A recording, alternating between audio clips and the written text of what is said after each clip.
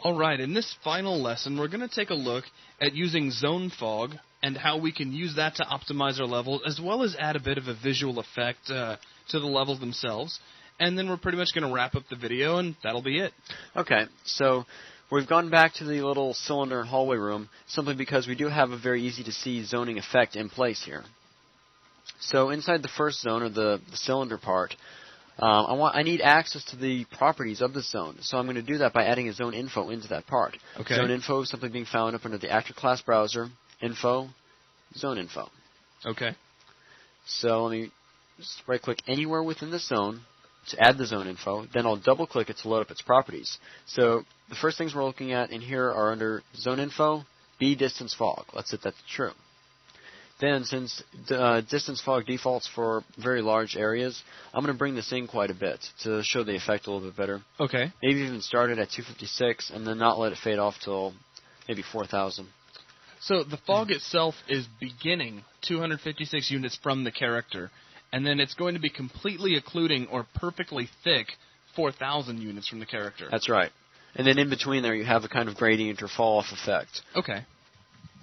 So with that, let's see, let me rebuild so that it takes these properties into account. Now, there we do have the effect, but we were talking about how this can be used for optimization. Right. Well, when something gets past the distance or the fog end, it stops drawing because that fog end means that the fog is perfectly thick, perfectly opaque. Right.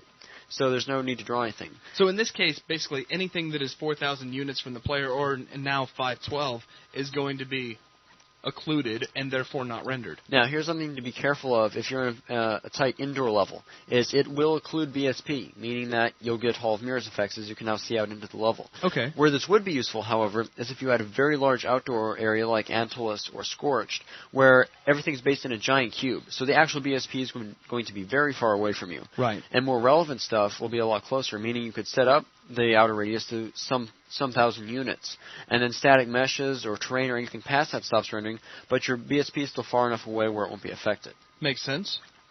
So in this case, we can't really use the effect because it starts chopping off part of the level, so maybe up this back to 4,000. So we do get the atmospheric effect.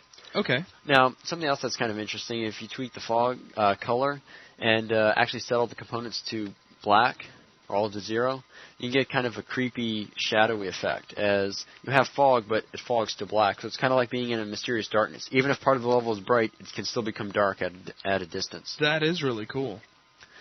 So with that, I can go ahead and jump into game real quick and actually take a look and see how this is working. I also want to point out a few other things before we wrap this all up. Okay. So everything drops into blackness once we get far enough away from it. So even though there's light on this part of the level or on that wall, it becomes dark as we run away from it. That is really spooky looking. Interesting effect. Yeah. Now, let me go back to R Mode 1 for a minute and talk about one last thing. If you remember, we have a zone portal set up in this doorway so that anything after it gets occluded. Or if you can't see the zone portal, then everything after it, the entire zone that it belongs to, is occluded. Now, we've taken a look at both zone portals and anti-portals now. So something cool is to use both of them together. The principle behind a zone portal is not only does it start blocking off once you can't see parts of the zone inside it, if you can't see it at all, the entire zone disappears. Right, so as soon as the zone portal itself is occluded, you can no longer see the zone that's behind it. Exactly. So if the zone portal were to be blocked by an anti-portal, then again, the same effect, the entire zone disappears. Very impressive. So we just stepped behind the anti-portal we had in our level, and now that entire zone beyond our zone portal is gone. Right. Definitely something to keep in mind is this is very powerful.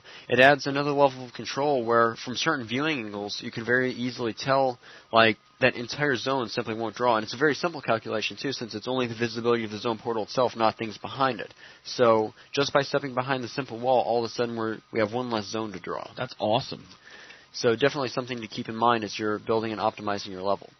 But with that, that's pretty much going to wrap everything up as we've covered the various sections that we needed to touch on. Okay, I mean, yeah, we have covered a lot of stuff. We talked about zoning and how zones can be created and used.